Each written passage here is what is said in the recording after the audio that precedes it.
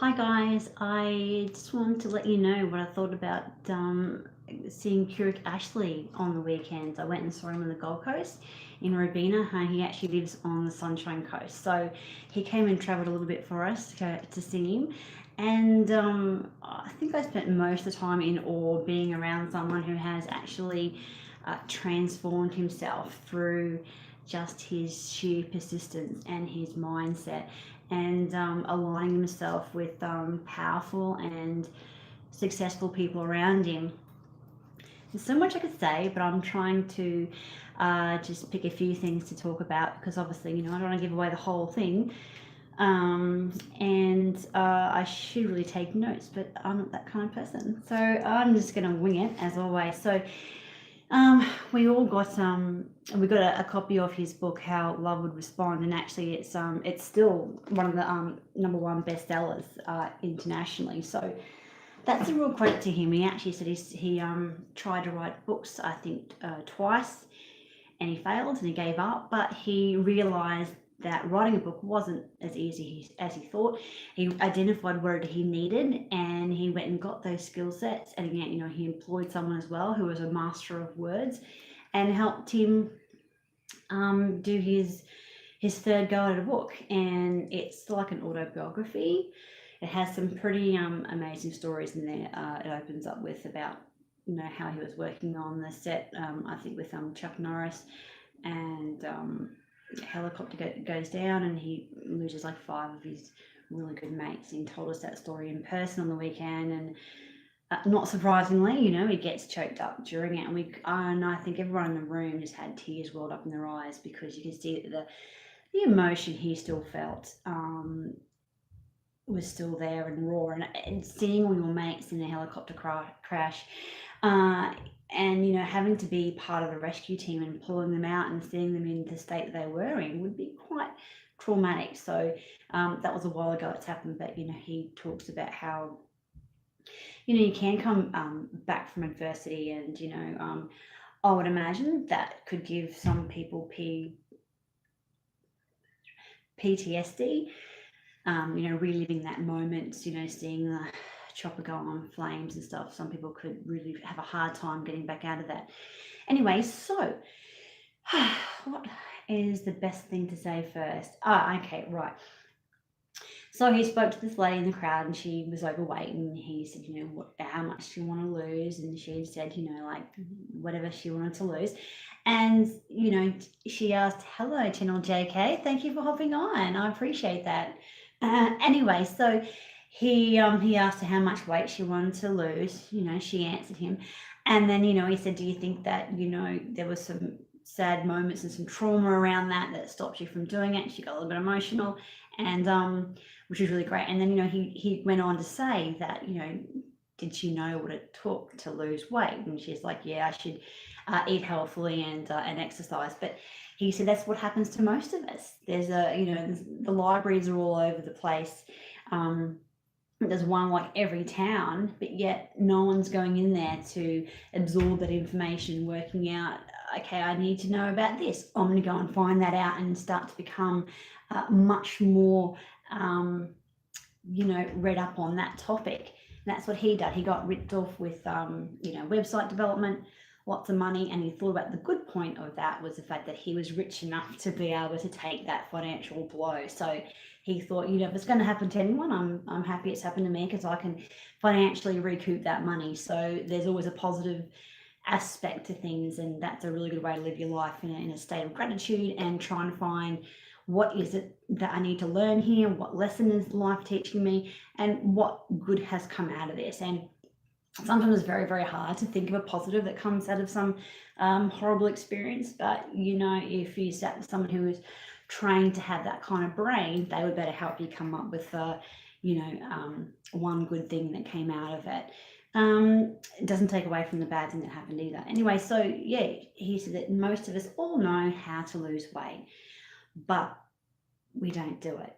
It can be with anything, not just weight. It can be about finishing off some sort of study that you're doing, or being a morning person and go, oh no, I'm a night owl, which is me. And so therefore I kind of have that mindset of like in the morning, oh, I'm not going to be able to function today because I am a night owl. And so I've already had that mindset that I can't do it. So I've already shot myself in the foot. So he did say too that it's not about knowing most of it. What really comes down between being a success in that field or being successful to get to that goal is about the application, about actually doing it. And he said that most people think, oh, I'm going to be happy once I lose the weight. I'm going to be fat. I'm going to be fit, sorry. I'm going to be fit and healthy and I'm going to be really happy and I'm going to love my life once I lose all this weight. But what happens is you don't have the mindset to get there yet because you're still identifying yourself as someone who's unable to obtain that, whether you want to use the word lazy, whether you want to use the name like, oh, that's just not me, I don't exercise. All those negative sort of mindsets aren't going to get you to that result because you're still living as someone who isn't healthy, who isn't active, who doesn't eat healthily. So it's going to be even harder for you to get to that point of being healthy, of doing the things that fit people do. And and while we're on the subject, weight is about a healthy weight for you. It's not about looking good. It's about making sure you don't carry excess weight, because your life is going to be shortened. And it's about trying to eat like 95, 85% healthy food, because that's what our body runs off. Healthy food is what makes us live longer, not have any disease and all that stuff you've heard about. So he said, if you want to be, a millionaire or someone who's rich, you have to be that person now. So whatever it is you want to be confident, you have to start thinking like you're confident. And that way you'll start to project yourself as confident. You'll start to interact yourself as confident. And people will then start to see you as being confident because you actually are acting it already. That's a tough one, confidence. I've always sort of thought, oh, it's something that you're born with, or can you give me a magic pill or wave a wand so I can have that? Thank you very much. I think it also comes with age as well. But I love seeing young kids with confidence. I think it's absolutely wonderful because you know what, the world is tough enough as it is. You don't want to have to fight your own demons as well as everyone else's attacks on you. You want to be your own best friend, your own cheerleader to help you spur yourself on when there's outside sources that are actually trying to bring you down, whether they're jealous or they're just mean people. So if you want to be rich, you want to be a millionaire, you're going to start acting like that. Now, he said you don't go out and spend money you don't have just because you want to pretend like you're a millionaire. That's what broke people do. He said, no, just start to have the philosophy in your mind. So you don't use the word, I'm broke, I can't do that, because then you've already got yourself in that mindset that I'm broke, I can't afford that. And it somehow spills over into every facet of our lives. When we say those words, when we label ourselves with those words, it keeps us stuck in that little box. Like, I'm overweight, I'm unhealthy, I'm poor, that can't ever happen to me. And so you've just got to, and I suppose it's a bit like that saying, fake it till you make it. But you really have to visualize it. So use a journal. And what I've been doing every night is not like I'm doing a gratitude journal I was doing, but then I've decided to do I am statements, but I'm making them out. So when I'm writing them, I'm using my imagination to pretend I'm that person already. So he said a really good example was he coached our volleyball girls, and he got them to be the gold medalists, and they had failed like 17 times before to the Brazilians, who were like awesome, and they won because they were like 1 point down or something. And I'm probably not doing the story very good justice, but they were 1 point down, and if you didn't have a successful mindset, you go, oh my God, we've got 1 point left. Oh my goodness, we're not going to make it. We may as well, and you kind of give up. And if you watch that show Survivor, same with those people. On Survivor, you see the ones that just give up, and you see the other ones that don't take any notice of who's competing around them. They just keep going. And then some of their competitors will will like fall down, and then they get through. And if they hadn't have kept going, they wouldn't have won. And I love that kind of stuff. Anyway, so he helped them, and what he said he did too was he told them to go out and buy this display cabinet. And they're like, oh, why? And he goes, oh, you need to go and find all the gold stuff you can. And they borrowed some of their friend athletes' gold medals and trophies. And they filled up the cabinet, and that kind of helped them have this mindset that they're gonna, that they've already got it. And also they had to, learn the national anthem. So then they had to imagine they're up on the podium. And then so they're down 1 point, and everyone else would have been like, okay, we've lost, when the game hasn't ended yet. But they started to get all wound up, and they're going, yeah, and they all excited. And even the Brazilians fans in the stadium were cheering for them because they were just amped up, and the Brazilians were like, what's going on? Have we lost already? And the energy moved to them being excited and energized, not like feeling of like, oh, it's over, and you're not giving it your all. Anyway, so they won, and when they got up on the podium, Kurek said afterwards, what was it like? How was it? And they said, oh, it was really weird. We felt like we'd already been there before. And that was because they had imagined it over and over in their mind, and then standing up there, and they really believed they were going to get there. And they put the hard work in as well, but you're not going to put the hard work in if you don't fully believe in yourself. So it's a really, really, it's a horrible, horrible situation, because you kind of have to sort of like, there's no real easy start point. You almost want to get to the end so you can get to that start point, which is feeling and imagining you can do it when you can't, at that stage, you haven't done it yet.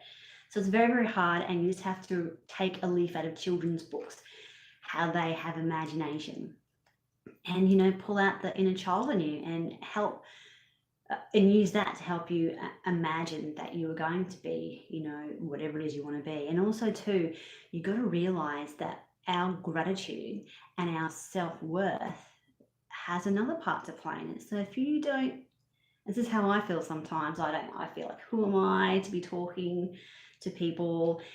Who am I? I can't imagine ever being, like well off, where we're like, don't have to worry about bills.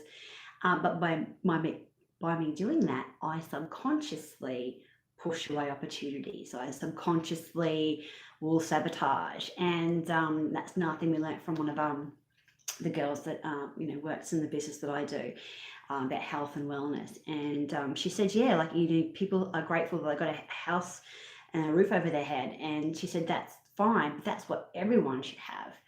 So we need to raise the bar and go, I deserve to have X, Y, Z, and and think big. So then when it happens, you're not going, oh my God, I can't, I should, why am I getting this? Like, I don't deserve it. And then after all the hard work you put in, you're going to push it away. You're going to blow the money. You're going to burn bridges subconsciously, because your fear will take over because you feel like you're not worthy. So I thought that was really interesting.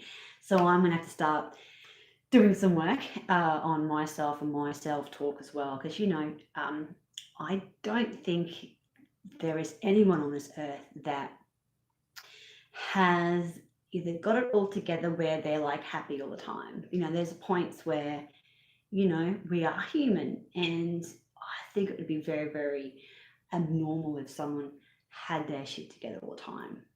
I wish I did. I wish, because I used to fight depression and social anxiety, and it does come back, and I go, oh man.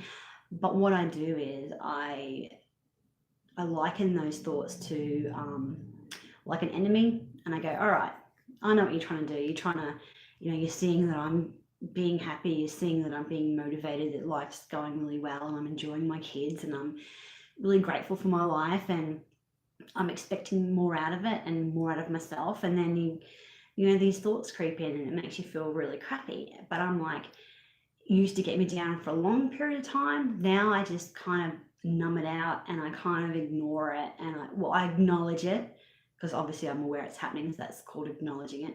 And I go, I'm not going to listen to you. I know you are nothing but bad news. Like a best friend doesn't come along and bring me down like that. So you are not my best friend. Negative thoughts. And I I do that to get out of it. And, you know, it doesn't happen instantly. And so now I just pretty much just get flat. Every so often I'll just get flat and I just don't feel high vibes and bubbly, which is fine because you can't, you know, you can't go about your life being on that level of high energy all the time. You have to recuperate and come down and zen out, or else you'll just be exhausted. All right, guys, I've spoken for a very, very long time. And looking at, do yourself a favor if you can. I might put a link down below because that's what all YouTubers say. I'm going to put a link down below. And it really is, lots of people have said that after reading this book, it has been a game changer. And, you know, he does put techniques in there to really, really, you know, help you with the formula to succeed in whatever you wanted to do. And he's got a fire walk coming up in May that most of my work colleagues are going to, and I really want to go. So I'm hoping next time I talk to you about Kurek, I will say that I actually went there and walked across fire and, you know, stared into my deepest, darkest fears and, you know, go up an extra ladder on the beating, depression and negative self-talk ladder, because you know, I'm probably about, like, you know, halfway up the ladder, so I'm grateful to be there, but I want to get further along and learn techniques as well so I can help others, because I really do, when I see other kids, especially when I drop Callie off to school and I'll see some like young boy and they're like slouched over and I go, I just want to just pick them up and hug them and say, you know what, you know, life gets better, and if you got shitty parents, don't worry about it, you know. Your parents aren't everything, you know. We can't mold our self-esteem and our self-worth on what our parents tell us, because, you know, they're just doing the best they can, and not all of us have parents who are child psychologists, and even having a child psychologist as a parent can probably screw you over too. So it's a very fine line. All right, guys, I love you lots, and please like and subscribe. And if you know of anyone who would like to listen to me crap on, that'd be great. Just share this link around. And I really want to grow my channel, and I don't know, I really want to start talking to people and, you know, hearing what they've got to say. So I welcome comments down below, maybe some topics that you want me to cover. I can go and research. I got lots of resources at my fingertips from the people I work with. I've got, you know, NLP coaches and other kind of coaches, and lots of people that I can draw upon to help you guys. So let me know down below, and I will see you on the other side. Bye.